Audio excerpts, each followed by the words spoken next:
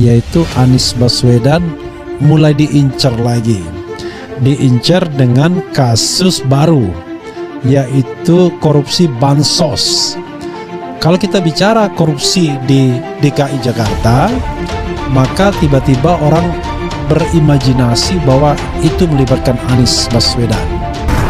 Ada operasi oleh tangan-tangan tersembunyi agar hasil investigasi itu tidak ramai di pemberitaan. Wallahu a'lam. Tapi keanehan ini sangat kentara. Akun Twitter Kurawa selama ini memang dikenal dengan laporan investigatifnya melalui rangkaian tweet atau utas yang ia sebut sebagai sinetweet. Korupsi Bansos DKI, apa kabar Formula E? Dugaan kasus korupsi beras Bansos yang katanya merugikan keuangan negara sekitar 2,85 triliun rupiah mulai hangat dan menarik perhatian publik.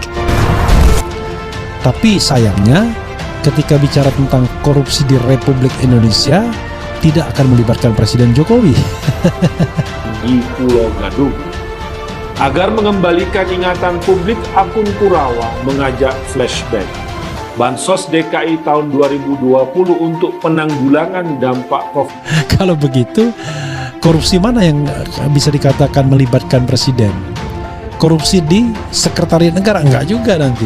COVID-19 yang terjadi di Jakarta yang diambil dari APBD DKI senilai 3,65 triliun dalam bentuk paket sembako. Di Sekretariat Presiden berarti wilayah tudingan itu jauh lebih kecil bagi seorang presiden dibandingkan seorang gubernur ya. Kalau gubernur berarti gubernuran ya. Kemudian Dinas Sosial DKI menunjuk 3 rekanan terpilih untuk menyalurkan paket sembako senilai 3,65 triliun itu ke timur bukan untuk bansos. Beras yang tersimpan di gudang itu, kata Fitria, merupakan milik Perumda Pasar Jaya. Stok beras di Pulau Gadung itu merupakan sisa stok dari usaha retail perusahaan besar diberikan kepada Perumda Pasar Jaya senilai 2,85 triliun. Mengapa? Di sini akun Kurawa bertanya-tanya.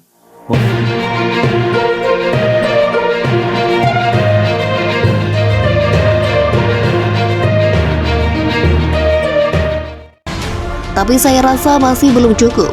Entah kenapa viralnya lama. Media pun terkesan kurang cepat memberitakan ada apa ini. Ini seperti bertanya-tanya kenapa selama 2 tahun kasus beras bansos ini tidak tercium dan tenang bagai air kolam yang aneh. Ada yang aneh? Akun medsos dengan nama Kurawa berhasil membongkar kebusukan ini setelah mendapatkan informasi rahasia dari seseorang. Akhirnya ketahuan beras yang disimpan di gudang sudah membusuk, berjamur bahkan tidak layak diberikan kepada hewan. Berbagai pihak sudah merespon, baik itu Mensos Risma atau PJ Heru Budi Hartono. Risma mengatakan sudah 2 tahun terakhir tidak bagikan beras, melainkan bantuan tunai. Sedangkan Heru juga tidak tahu menahu karena itu kasus lama yang mana dia belum menjabat. Apa kabar KPK? KPK mau tak mau ikut merespon kabar tersebut. Kepala Bagian Pemberitaan KPK Ali Fikri mengatakan pihaknya sangat terbuka untuk menunggu adanya laporan dari masyarakat terkait dugaan korupsi Bansos DKI tersebut. KPK memastikan akan menindaklanjuti setiap informasi yang diterima. Bila masyarakat mengetahui dugaan korupsi, silahkan kami buka pintu seluas-luasnya, selebar-lebarnya melalui berbagai kanal yang ada di KPK untuk melaporkan kepada KPK. Kata Ali, jawaban yang normatif. Bukankah sudah ada bukti lengkap dari Kurawa? Mau tunggu apa lagi? Masa harus menunggu laporan dari masyarakat? Saya hanya merasa lucu dengan KPK. Di medsos banyak yang tidak percaya dengan KPK saat ini. Entah kenapa kredibilitas dan wibawa KPK begitu jelek di mata masyarakat. Para netizen sering memberikan tanggapan negatif kalau sudah menyangkut KPK. Contohnya, Formula E. Sampai saat ini, tidak ada kelanjutan yang berarti. KPK hanya bilang masih mengusut, masih mencari bukti, masih apa. Kira-kira kalian percaya KPK akan mengusut dengan serius kasus dugaan korupsi bansos ini? Kasus ini katanya terjadi di tahun 2020, yang artinya itu terjadi di masa kepemimpinan Anies Baswedan. Yang Formula E di era Anies saja tidak ada kejelasan. KPK seolah melempam kehilangan taring tajamnya, apalagi kasus bansos ini.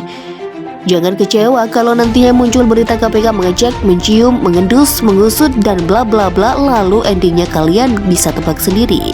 Oh ya, akun Kurawa ini juga mengupdate beberapa cuitan yang menurut saya cukup mengejutkan.